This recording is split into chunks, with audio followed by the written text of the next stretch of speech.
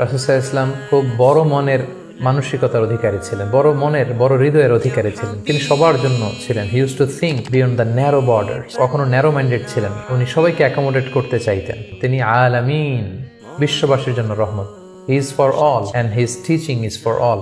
দ্বিতীয় যে শিক্ষাটা আমরা পাই সেটা হচ্ছে রাসূল সাল্লাল্লাহু আলাইহি ওয়াসাল্লাম সবসময় সংঘবদ্ধ জীবন যাপন করেছেন। আমরা যদি দেখি মক্কাতে সংঘবদ্ধ, মদিনাতে সংঘবদ্ধ, যেখানে তিনি ছিলেন সংঘবদ্ধ ছিলেন। এবং আমরা যেন ইউনাইটেড থাকি, কোরআনের শিক্ষাটা তিনি বারবার বলেছেন, ওয়ালা তাফাররাকু, তোমরা বিচ্ছিন্ন হয়ো না, তোমরা আলাদা হয়ে জীবন যাপন করো না, বরং তোমরা সংঘবদ্ধ জীবন যাপন করো। 3 নম্বর যে শিক্ষাটি আমরা পাই রাসূল সাল্লাল্লাহু আলাইহি ওয়াসাল্লামের জীবনী থেকে সেটা হচ্ছে তিনি পিস লাভার ছিলেন, শান্তিকামী। কখনো সংঘাতে সহজে বিরোধে জড়াতে চাইতেন না, সবসময় শান্তি প্রতিষ্ঠায় তিনি অগ্রগামী ছিলেন। আমরা যদি দেখি যে কুরাইশদের সাথেও কিন্তু তিনি পিস ট্রিটি করেছেন, শান্তি চুক্তি। সাহাবারা রাজি হচ্ছিলেন না, কিন্তু তিনি করেছেন। মদিনায় এসে তিনি মদিনা চার্টার করেছেন, মদিনা সনদ করেছেন, ইহুদিদের সাথে একসাথে থেকেছেন। কিন্তু মদিনা সনদ ভঙ্গ হয়েছে যখন তারা বিশ্বাসঘাতকতা করেছে। তার মানে তিনি